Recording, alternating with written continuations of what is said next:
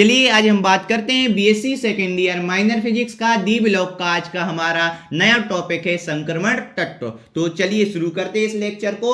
आज से अपन जो बीएससी सेकेंड ईयर की जो माइनर केमिस्ट्री है उसका पहला यूनिट चालू करने वाले। तो आपको ध्यान से अच्छे से पढ़ना है, नोट्स बनाना है, क्योंकि हमने एक से माने आपको सिस्टमेटिक पढ़ाते जा रहे हैं और सिस्टमेटिक आपको नोट्स से ये बनवाए हैं। तो आपको अच्छे से समझ कर लिखते जाना है और समझना जरूर है, ठीक है ना।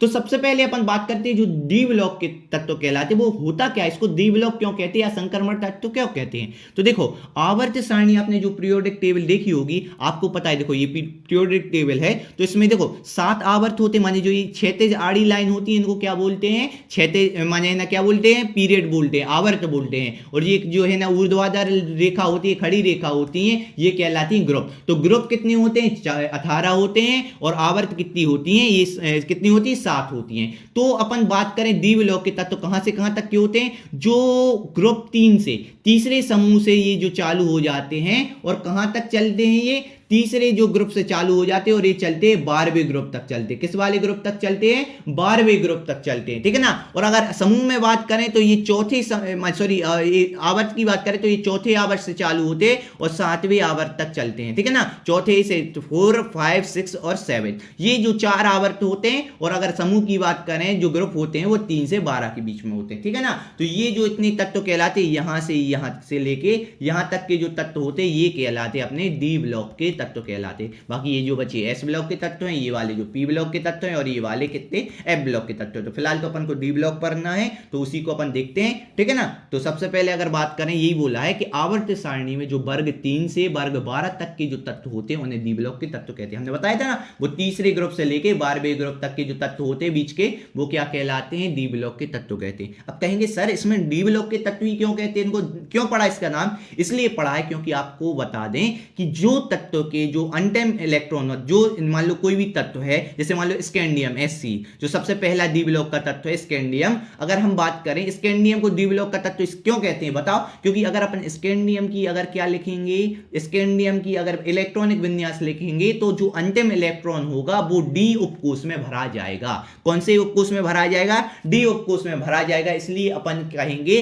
कि यह वाला तत्व किसके ब्लॉक का तत्व है, डी ब्लॉक का तत्व। मतलब सिंपल बात है, जिस तत्व का इलेक्ट्रॉनिक विन्यास में अंतिम इलेक्ट्रॉन कहां भरा जाए, डी उपकोष में भरा जाए, तो अपन कहेंगे कि भाई कौन सा ब्लॉक का तत्व है, डी ब्लॉक का तत्व है। और इसे कौन से तत्व भी कहते हैं, संक्रमण तत्व भी कहते हैं। तो ये तो समझ में आ गया ना क्लियर कि डी ब्लॉक के तत्व क्या कहते हैं, माने किन्हें कहते हैं, वह तत्व जिनका अंतिम इलेक्ट्रॉन डी उपकोष में भरा जाता है डी ब्लॉक के तत्व कहलाते हैं। सिंपल आ गई बात समझ में। और इनको संक्रमण तत्व भी कहते हैं। ये आवर्त कौन से माने आवर्त सारणी में कहां से कहां तक पाए जाते हैं, तीसरे वर्ग से 12वें वर्ग तक। अगर आवर्त की बात करें तो चौथे से 7वीं तक, ठीक है ना। तो ये हो गया, ये अपन ने आवर्त सारणी बताई दी है कि ये जो होते हैं डी ब्लॉक के तत्व कहलाते हैं। तो सबसे पहले अपन बात करते हैं प्रथम संक्रमण श्रेणी की। अपन यहां पीरियोडिक टेबल में सबसे पहले आप देखो यहां से चालू होता है, ये देखो यहां इतना जो पोर्शन दिख रहा है ये आपका कौन सा है, डी ब्लॉक का तत्व है। तो जो ये पहली वाली लाइन होती है, देखो ये पहली लाइन पड़ी, ये वाली नहीं लेना अपन को, ये वाली नहीं लेना, स्कैंडियम से चालू करना 21 से लेके 30 तक।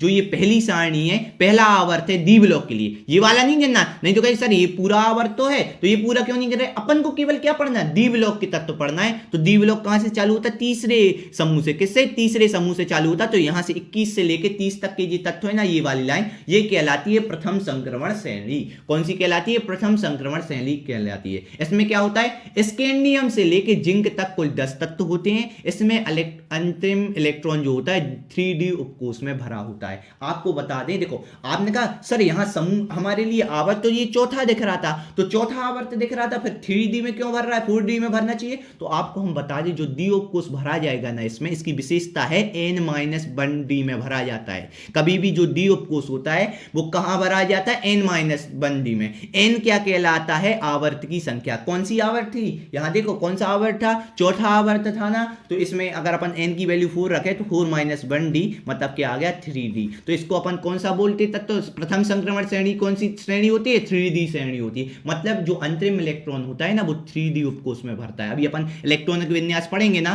तो अपने आप आपको समझ में आ जाएगा कि 3D में भर रहा है कि नहीं, ठीक है ना। तो आपको याद रखना है जो प्रथम जो संक्रमण श्रेणी है वो 3D कहलाती है। आवर्त तो चौथा होता है, लेकिन डी उपकोष देखो इसका जो बनता है सामान्य जो विन्यास बनता है वो बनता है n-1d और फिर होता है ns, मतलब s कक्षा के आगे जो कक्षा तो अपनी n माने आवर्त तो चौथा ही होगा। माने देखो यहां से देखो ना आवर्त कौन सा है, ये पहला, ये दूसरा, तीसरा, ये चौथे से चालू हो रहा है तो चौथा आवर्त होगा, तो भरेगा तो वो 4 उसका जो इलेक्ट्रॉन तक है ना 4s तक जाएगा। लेकिन जो डी उपकोष की बात करें, क्योंकि डी ब्लॉक के तत्व बात कर रहे हैं ना, तो डी ब्लॉक क्या होगा, एक कम होगा तो n-1 होगा। तो n-1 यानी इसमें n की संख्या सबसे पहले ये कौन किसकी है, 4 की है ना। देखो यहाँ n कितने हैं, 4 है ना, तो इसलिए अपन बात करें n-1d में भरता है, मतलब 3D उपकोष। अगर जो भी सिंपल याद रखो जो भी आवर्त है उससे एक कम में डी में भरेगा। जैसे अपन ने बता कि ये चौथा आवर्त है तो एक कम में डी भरेगा, माने n-1 यानी कौन सा होगा, 3D में भरेगा, और n क्या होगा, 4s। तो ये सामान्य इलेक्ट्रॉनिक विन्यास होगा। अभी अपन पढ़ेंगे ना तो अपने आप आपको समझ में आ जाएगा। तो बस ये चीज आपको याद रखना है ध्यान से कि जो इसका सामान्य इस वाली श्रेणी के लिए या पूरी श्रेणी के सामान्य इलेक्ट्रॉनिक विन्यास होगा, सामान्य इलेक्ट्रॉनिक विन्यास किसका बात करें, अगर डी ब्लॉक के तत्व का बात करें तो वो होता है n-1d और ये होता है ns। s में क्या भरते हैं, या तो 0 से लेके 0, 1 या 2 भरते हैं, क्योंकि s में है ना अधिकतम कितने इलेक्ट्रॉन भर सकते हैं, 2 भर सकते हैं, और d में अधिकतम कितने भर सकते हैं, d में भर सकते हैं 10, तो ये भरते हैं 1 से लेके 10 तक। तो सामान्य इलेक्ट्रॉन विन्यास जो d का होता है वो होता है, ये आपको नोट करके ध्यान से रख लेना है, ठीक है ना। तो n-1 d 1-10 ns 0 1 2, मतलब s में है ना 2 तक इलेक्ट्रॉन भर सकते हैं, तो 0 भी हो सकता है, 1 भी हो सकता है, 2 भी, और है ना जो डी उपकोष होगा उसमें डी में कितने देखो, एस में भर सकते हैं 2 तक, पी में भर सकते कहां तक 6 तक, और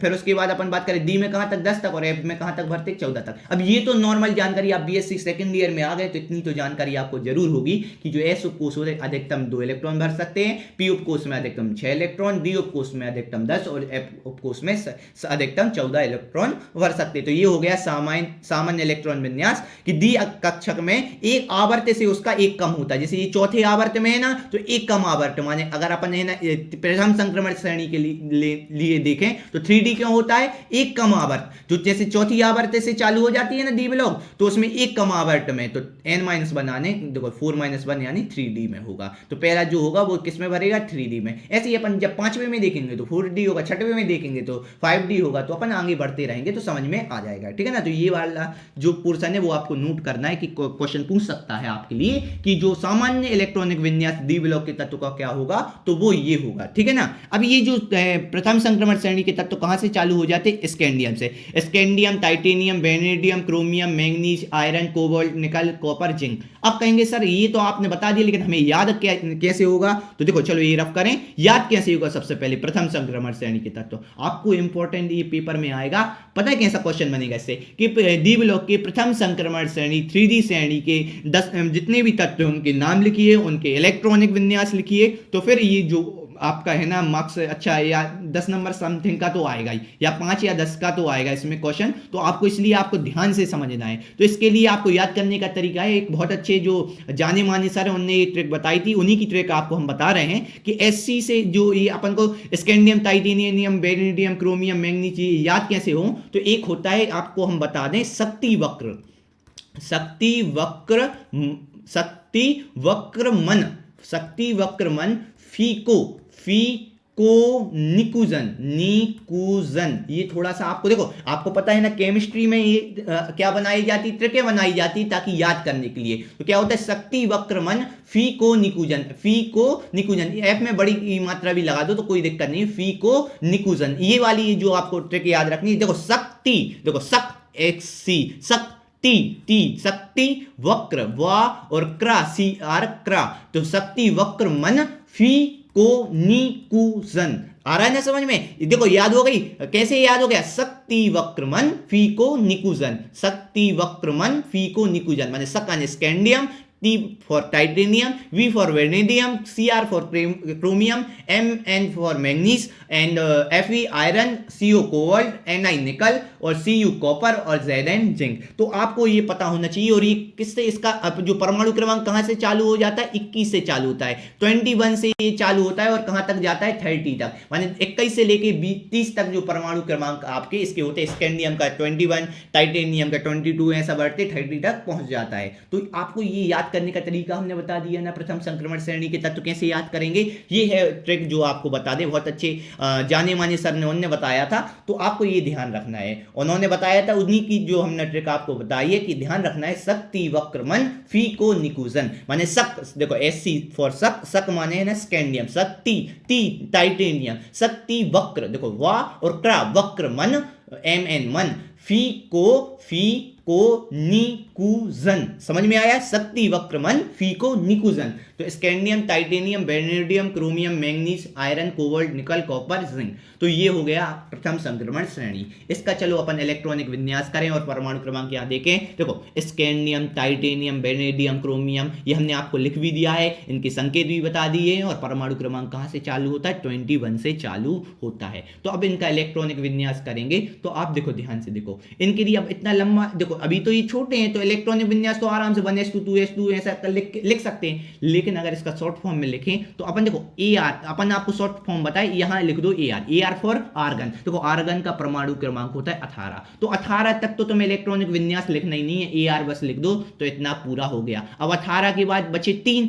तो इसमें जो होता हमने आपको बताया था ना, इलेक्ट्रॉन विन्यास जो 3D के लिए होता है वो क्या होता है, 3D और 4s। देखो हमने एक सामान्य इलेक्ट्रॉनिक विन्यास बनाया था, n-1 और D और क्या होता है 4s, सॉरी 4s नहीं, NS और यहाँ 0 1 या 2 भर सकते हैं और D में 1 से लेकर 10 तक भर सकते हैं। तो अब इस सामान्य इलेक्ट्रॉनिक विन्यास का अपन उपयोग करेंगे। देखो सबसे पहले अगर अपन बात करें आर्गन तक तो हमने बता दिया, ये अक्रिय गैस हैं, इसमें AR तक तो 18 तक हो गया परमाणु क्रमांक फिनिश, ठीक है ना, तो 18 तक तो भरना नहीं पड़ा। इसके बाद अगला जो बात करें लास्ट में क्या होगा, जो अंतिम इलेक्ट्रॉन होते हैं ना, अंतिम कोष के इलेक्ट्रॉन, वो इसके सामान्य इलेक्ट्रॉनिक विन्यास के आधार में भर सकते हैं। कैसे, देखो N4 क्या होता है, देखो N4 होता है आवर्त, तो आवर्त कौन सी आवर्त में आते हैं, ये पहला जो प्रथम संक्रमण श्रेणी, चौथे आवर्त में आते हैं, तो N का मान 4 भरें, तो 4 - 1 यहाँ D 1 से 10 तक, और N का मान क्या है 4s012, ठीक है ना। तो अब देखो 4 में से 1 माइनस हुआ तो 3D, तो माने क्या भरेगा 3D में भरेगा, और S वाला उपकोष कौन सा भरेगा 4s भरेगा। तो अब ये जी आपको हमने बता दिया, तो इसके आधार पर अगर अपन बात करें तो यहाँ भरेगा आर्गन, आर्गन तक 18 तक हो गया, उसके बाद 3D में भरेगा और 4s में भरेंगे ये इलेक्ट्रॉन, ठीक है ना। अब देखो ध्यान से देखो क्या होता है, सबसे पहले 3D और ये 4s, आर्गन 18 तक क्लियर हो गया। अब आपको बात करें, अब अपन को 21 तक भरना है, कहां तक भरना है 21 तक भरना है, 21 तक भरना है, ठीक है ना। तो इसके लिए सबसे पहले हम आपके लिए एक ट्रिक बता दें, आप ध्यान रखना कभी भी, तो इसमें तो एक्सेप्शन बहुत कम है, जैसे एक्सेप्शन आएगा इसमें क्रोमियम में आएगा और फिर आएगा कॉपर में, लेकिन अभी अपन 4D सीरीज पढ़ेंगे, द्वितीय संक्रमण श्रेणी और तृतीय संक्रमण श्रेणी पढ़ेंगे, उसमें बहुत सारे आपको है ना क्या देखने को मिलेंगे, क्या कहलाते हैं एक्सेप्शन देखने का, बाद में देखने को मिलेंगे। तो 3D श्रेणी में कौन सा आता है, एक चौथे नंबर का अपवाद आता है और एक 9वें नंबर पे अपवाद आता है। 4D ये याद करना जरूरी है, क्योंकि अपवाद मतलब जी इसमें कोई जो जनरल अपन क्या कहते हैं सामान्य जो इलेक्ट्रॉनिक विन्यास है उसके आधार पे काम नहीं करेगा, मतलब नॉर्मल जिसमें जैसे अपन जो पैटर्न फॉलो करेंगे ना वो पैटर्न फॉलो होगा तो सब में, लेकिन इन जो विशेष कर में जो एक्सेप्शन है इनमें नहीं होगा। जैसे 4D 3D में मानिए 3D के हमने बताया ना, 3D क्या है प्रथम संक्रमण श्रेणी, द्वितीय संक्रमण श्रेणी जो 4D है उसमें जो होता है तीसरे नंबर का एक्सेप्शन होता है, 6वें नंबर का और 9वें नंबर का, और जो 5D में होता है वो होता है 8वें नंबर का एक्सेप्शन होता है। तो ये बात आपको ध्यान रखनी है, ठीक है ना। तो सबसे पहले अगर हम बात करें जो आर्गन की, आर्गन इतने 18 हो गए, इसी प्रकार से सब में इतना तो भर लो। देखो इलेक्ट्रॉनिक विन्यास भरना इतना तो जी नॉर्मल भरते चलो, सब में आर्गन आर्गन, यहाँ आर्गन आर्गन लिख लो, ठीक है ना। क्या है आपको इलेक्ट्रॉनिक विन्यास बहुत आसानी से समझ में आ जाएगा, बस आपको ध्यान से पढ़ना है, समझना है। देखो आगे बढ़ते चल रहे हैं, पहले देखते चलो कैसे करना है। अब जैसे पेपर में जैसे हम आपको बताते जा रहे हैं वैसे ही करते जाना, आपको फुल मार्क्स मिलेंगे, ठीक है ना। ये 3D4S भरेंगे, 3D4S 3D4S। अब तो यहाँ भरा 3D4S, ठीक है ना, 3D4S, यहाँ भी लिखा 3D4S, यहाँ भी लिखा 3D4S, यहाँ भी लिख दिया 3D4S, लिख दिया। अब अपन को पता है कि देखो जो होता है एस वाले में कितना, पहले देखो भले ही जो लास्ट में आ गए, देखो आपने बोला था सर कि है ना जो है ना अंत डी ब्लॉक के तत्व होते हैं वो अंत में इलेक्ट्रॉन डी ऑफ कोर्स में बताया, यहाँ तो अंत में हमें 4s दिख रहा। देखो होता 4s, ये आता पहले ही है, लेकिन आपको पता है पहले अपन 1 वाला पोर्शन लिखते, फिर 2 वाला, फिर 3 वाला, फिर 4 वाला, इसलिए ये 4 लास्ट में आ गया। नहीं तो जो इनकी जो है ना आपको पता है कि कम ऊर्जा स्तर होता है, एस का डी की अपेक्षा कम ऊर्जा स्तर होता है, ये पहले आ जाता है, लेकिन लाइन से जब अपन लिखते हैं 1 2 3 4 की जगह इस प्रकार से, इसलिए ये एस बाद में आ जाता है। नहीं तो आप ध्यान रखें अंतिम इलेक्ट्रॉन तो इसी में भर रहा है 3D में, ये बाद में इसलिए आ गया क्योंकि 3 के बाद आता है ना 4, इसलिए बाद में लिखा दिया जाता है। लेकिन इसकी जो ऊर्जा स्तर होता है जो होता है वो कम ही होता है 3D से। डी देखो एस उसका सबसे कम होता है, फिर पी का होता है, फिर डी का होता है, फिर सबसे ज्यादा एफ का होता है, तो एस बहुत कम होता है, डी के पहले ही आएगा, 3D के पहले ही आता है 4s। लेकिन आपको ये लिखने के लिए बस ये बाद में इसलिए लिखा जाता है क्योंकि 3 के बाद 4 आता है, इसलिए बाद में लिखा जाता है, ठीक है ना। तो उसकी टेंशन आप नहीं लेना, नहीं तो आपको कंफ्यूजन आया होगा, ठीक है ना। तो अब देखो यहाँ देखो, तो 3D में एक्सेप्शन क्या होता है, 4 और 9 वाला होता है। कौन सा, 4 और 9 वाला होता है। तो आपको बताएं देखो पहले तो यहाँ सब में 2-2 इलेक्ट्रॉन भरे जाते, क्योंकि इसके पहले आता था वो तो पूरे फुल भरेंगे, तो ये 2-2 तो पहले इलेक्ट्रॉन इनको में भर दो, 2-2 इलेक्ट्रॉन क्या कर दो, भर दो ऊपर, 2-2 इलेक्ट्रॉन इनमें भर दिए। लेकिन फिर कहेंगे सर एक्सेप्शन की बात तो ये आई 24 और इसमें, तो देखो क्या होता क्या है आप सुनो। जैसे ये है 3D ऑफ कोर्स, ये तो 2 भर गया, तो 18 और 2 कितने हो गए 20, टोटल परमाणु क्रमांक क्या 21, तो बचा कितना 1, तो 3D में कितना भरेगा 1 इलेक्ट्रॉन। फिर आया 22, तो 22 में क्या होता है कि देखो यहाँ तो AR का कितना था परमाणु क्रमांक 18 और 2 यहाँ भर गए तो 20, तो बचे टोटल है 22, तो यहाँ बचे 2, तो यहाँ भर गए 2। इस प्रकार से समझ में आया कैसे भरना, पेपर में ऐसे ही सारणी बना देना, आपको पेपर में फुल मार्क्स मिलेंगे, ठीक है ना। ये एक्सेप्शन भले ध्यान रखना, लेकिन अभी हम 3D का बता रहे हैं, नेक्स्ट लेक्चर में 4D और 5D का कवर करेंगे। तो आपके लिए बस ये ध्यान रखना है कि 3D में एक्सेप्शन आएगा 4थे नंबर पे और 9वें नंबर पे, यानी ये क्रोमियम पे और 9वें नंबर की कॉपर पे, 29 वाले और 24 पे। तो देखो यहां तक तो सही भरा। फिर 23, देखो आर्गन का 18 और 2 हो गए जी 20, बचा कितना 3, तो यहाँ डी में कितने भर गए 3। अब आ गया 24। अब कहेंगे सर देखो आर्गन का कितना हो गया, आर्गन का 18 और एस का ये जो हो गए 2, तो हो गए 20, तो बचे 4, तो यहाँ 3D में भर देंगे 4। लेकिन इसमें ऐसा नहीं होता है, आपको पता है देखो डी में अधिकतम कितने इलेक्ट्रॉन भर सकते हैं, 10 इलेक्ट्रॉन भर सकते हैं। तो जब पूरे 10 भर जाते हैं तो फुल फिल्ड सेल कहलाता है। कौन सा फुल फिल्ड, ऑफ कोर्स कहलाता है सब सेल। लेकिन अगर हाफ भरें तो है ना हाफ फिल्ड सब सेल कहलाता है। क्या कहलाता है, हाफ फिल्ड, क्या कहलाता है, हाफ फिल्ड सब सेल कहलाता है। तो ये जो होते हैं ना फुल फिल्ड या हाफ फिल्ड माने पूर्ण भरित या अर्ध भरित सब सेल जो होते हैं वो ज्यादा स्टेबल होते हैं, ज्यादा है ना अपना स्थायित्व मान स्थिर होते हैं, ज्यादा है ना मजबूत होते हैं। तो इसलिए क्या होता है कि मजबूती प्रदान करने के लिए देखो 4 में देखो ये हाफ फील्ड से बस एक कम दूरी पे है, तो इसको 5 चाहिए फुल हाफ फील्ड माने अर्धभरित करने के लिए। तो ये क्या करता है 4s से एक उधार ले लेता है, तो यहां s में केवल एक बचता है और यहां ये उधार ले लेता है, तो यहां हो जाता है 5। ये इसलिए ये एक्सेप्शन बताया है। बाकी सब में सेम कि आर्गन में कितने हैं 18, 2 हो गए 20 और ये 25 है तो 5। ये भी अर्धभारित है, ये भी अर्धभारित है, दोनों होंगे, ठीक है ना। इसके बाद 26 में वो देखो इसमें एक्सेप्शन आया तो एक उधार लेके, क्योंकि अर्धभारित करना या तो अर्धभारित करेगा वो इसलिए लेगा, या पूर्ण भारित माने पूर्ण फुल फील्ड मतलब पूरे 10 में भरना पड़ेगा, ये अभी यहां प्राप्त होगा। और ऐसी हाफ फील्ड माने पूरे 5। देखो डी में आपको पता है ना कितने भर सकते हैं, डी में भरेंगे टोटल 10, कितने भरेंगे 10, तो ये तो होगा फुल फील्ड माने पूरे भर गए। और लेकिन या तो इसमें देखो फुल फील्ड माने जो पूर्ण भरित होता है वो ज्यादा स्टेबल रहता है, ज्यादा स्थायी रहता है, या हाफ। देखो कभी भी कोई भी चीज है या तो देखो लोग थोड़ा कम ज्यादा देखते, जैसे मान लो अपन है ना शरबत बांट रहे हैं, या तो कोई पूरा भरा देगा या फिर है ना सबको या तो पूरा पूरा भर के दो या तो आधा आधा भर के दो। अब ये नहीं कि इसमें थोड़ा ज्यादा भरा इसमें थोड़ा कम भरा, ये नहीं, या तो पूरा भरो या आधा भरो, ठीक है ना। इसी प्रकार से पूरा स्टेबल होगा माने पूरे जब 10 इलेक्ट्रॉन भरे हो डी में तब स्टेबल होगा, तब स्थायी होगा, या फिर इससे आधा भरा हो तो 5 भरा हो। तो इसके लिए क्या होता है देखो यहाँ 4 भर रहा था, 4 भरना चाहिए, लेकिन देखो देखो अर्धभारित क्या होता है, अर्धभारित 5 हो जाने पर वो स्टेबल होता है, तो स्टेबल बनाने के लिए वो क्या करता है, एक ऐसे इलेक्ट्रॉन उधार ले लेता था, एक ले लेता, तो 4 की जगह क्या हो जाते 5 और यहाँ बचता है 1। तो ये है एक्सेप्शन। इसलिए हमने बताया ना 3D जो सीरीज होती है उसमें चौथा और 9वां वाला जो पूर्ण तत्व होता है वो क्या होता है, अपवाद होता है, एक्सेप्शन। अब ऐसा भरते गए। अब जैसे ये आया आर्गन का 18 और ये 2 कितने हो गए 20 और बचा टोटल है कितना परमाणु क्रमांक 26, तो बचा कितना 6 बचा, ठीक है ना। इसी प्रकार 27 आर्गन का 18 और एस का यहाँ 2 हो गए तो 20, बचे कितने 7, तो यहाँ हो गए 7। इसके बाद 28 है आर्गन का है ना 18 और एस के ये 2 तो हो गए 20। देखो ये पहले क्यों गिर रहे, क्योंकि हमने बताया ना ये लास्ट तो 3D ही होता है, ये 4s पहले आता है, लेकिन क्या 3 के बाद 4 आता है इसलिए इसको यहां लिख दिया जाता है, बाकी ये तो इसके पहले ही आता है। वो तो गिनती के कारण साथ में लिखने के लिए ऐसे बाद में लिखना पड़ता है, नहीं तो ये पहले आता है। अभी हमने आपको एक्सप्लेन किया था, बार बार करेंगे तो बस वही लेक्चर लंबा होगा, लेकिन समझ में अगर आना है तो वो तो शुरू से आ जाएगा, और दोबारा अगर नहीं दिक्कत है तो रिवाइंड करके वीडियो देखो, ठीक है ना।